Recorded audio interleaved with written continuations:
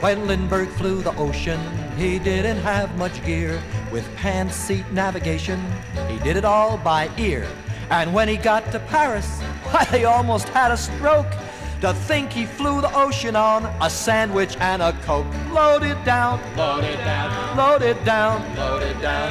How can we get her off the ground when we're so loaded down? Today our hero pilot barely makes it to the plane. Disordered his attire, bewildered is his brain. He staggers across the flying field. You think it's 'cause he's drunk? It's only that he's loaded down with calibrated junk. Loaded down, loaded down, loaded down, loaded down.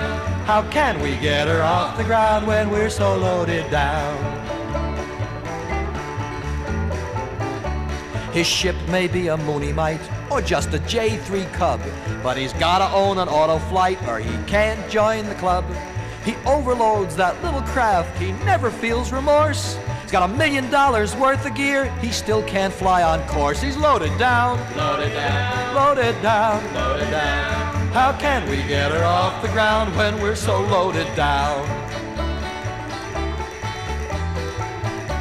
His visual navigation system cost $100 grand, and he still can't figure where he is or where he's gonna land. He buys an E6B computer, and the answers seem quite sound, except his figures tell him he's 2 miles underground. Loaded down, loaded down, loaded down, loaded down. How can we get her off the ground when we're so loaded down?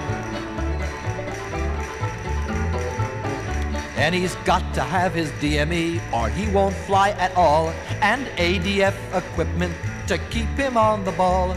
Now you add a few transmitters and some radar eyes around, that poor beleaguered aircraft can't get off the ground. It's loaded down, loaded down, loaded down, loaded down. How can we get her off the ground when we're so loaded down?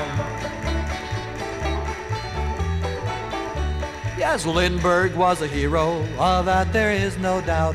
He knew without our modern aids just what he was about. But the modern aviator is a very special guy.